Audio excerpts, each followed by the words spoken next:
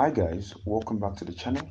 Kemi Afolabi has been dragged by a troll again after the actress queried the government over the death of a doctor who died in a general hospital in Lagos Island due to a faulty elevator. Kemi Afolabi on her page lamented over the faultiness in the administration that led to the death of the young doctor who was just 2 weeks away from completing her housemanship. The mother of one noted that the ignorance of doing the right thing has cost so many lives, which will soon be forgotten just after a few days. Taken to her page to address this ongoing issue, she wrote, RIP to you, Dr. Diasco.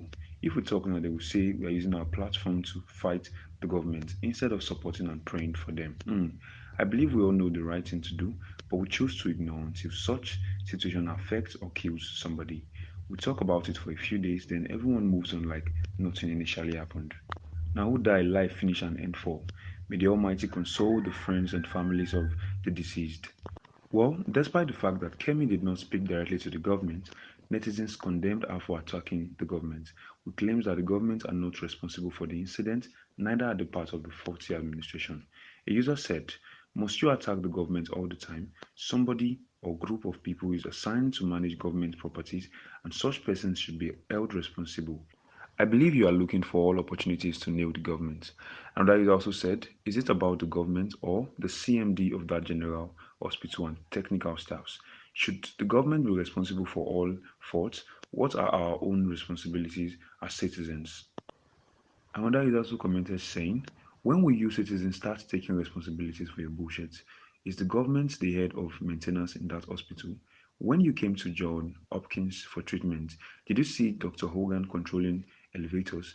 There's maintenance department in the hospital. Blame them for their inefficiencies and not the government. If elevator is bad, shut it down, don't cut corners and risk people's life. Another user also commented saying, the man or the technician the government paid to repair the lift is a father, a Nigerian like you. There are people assigned to manage the lifts. They should be held responsible for it. Not be everything government go dey do for una or even fight for us. Let the person assigned to do it be brought to justice and arrested. May God console the family and friends of the deceased. Another is also commented saying, I know it's one person that's in charge, Sha. The governor or the commissioner can't be everywhere. May her soul rest in peace. Another user also commented saying, if the government was going to visit and use that same elevator, they would have repaired it. All the people concerned should be punished for this negligence. According to many netizens' view on the issue, they shared opinions that the government are not to be blamed. Rather than blaming the government, those in charge of the hospital did nothing despite complaints about the elevator are to be blamed. Well, concerning the tragic death of the doctor who died at the general hospital due to a faulty elevator, a colleague of the deceased narrated the final moment before the death of Diasco, a medical doctor at the Lagos Island General Hospital. As reported, Diasco died on Tuesday after an elevator she was in at the General Hospital fell from the 10th floor. The deceased was said to have been on her way to the ground floor to pick up a food delivery from a dispatch rider when the incident had happened.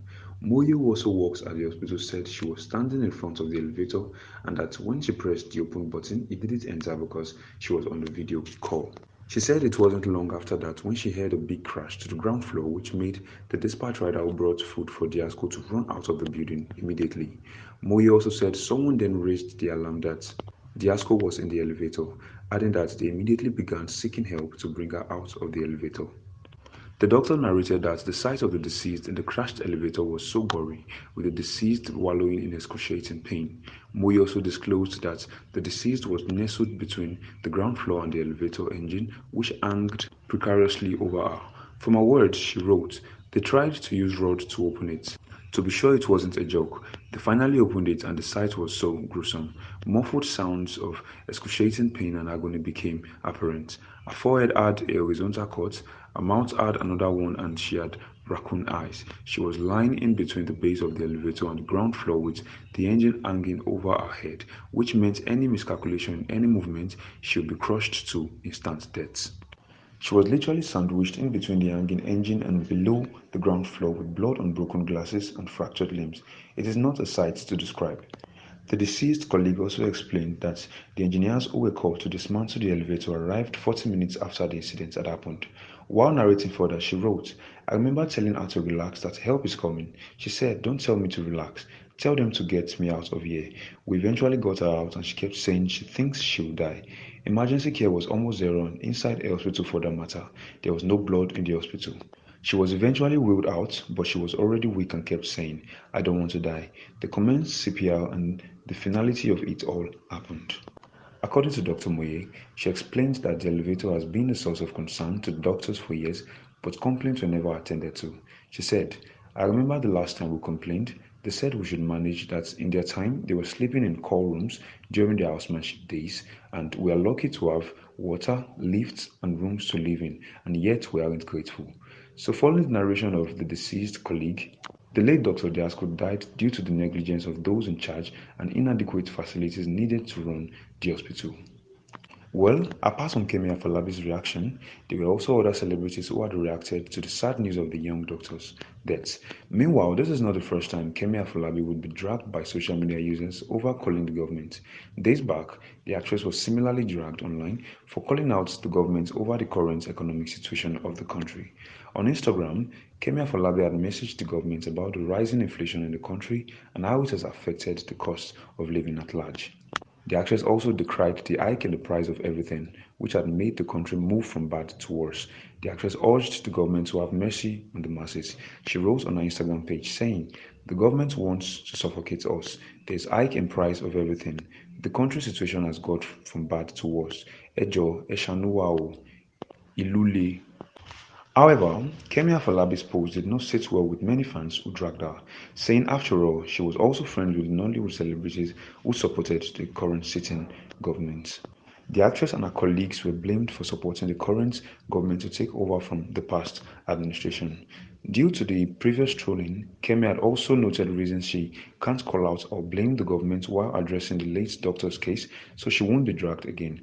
But despite the fact that Kemi did not speak directly to the government, she was still condemned in the comments section. Well, earlier before the Dragons, the actress had reminisced on her daughter's birth ahead of her birthday in a few days. While taking to her official Instagram page, she revealed that she had a child in her late 30s when she thought she wouldn't ever have a child of her own. Expressing gratitude to her creator, she hailed him for being very awesome. Kemi even added saying that she might have gotten many things wrong in her life, but her daughter is the only thing she has gotten right so far. Describing her mini-me as a dream come true, she wrote, see who is turning 18 in a few days. Happy birthday in advance, Morenikeji Aduni Okomi. Got a couple of things wrong in my life. You are the only thing I got right. You are a dream come true and I am forever grateful to Allah. Had you well above 30 years when I doubted I would ever have my baby because I have never been pregnant prior to Dara's. God is awesome. Alhamdulillah. Happy new month, beautiful people. I pray y'all will not struggle in vain in the month of August. So Kemi Afolabi's backlash was days after the actress celebrated her daughter in advance. So guys, that'll be all for today's gist. Don't forget to like, comment and hit the subscribe button. Thank you and bye.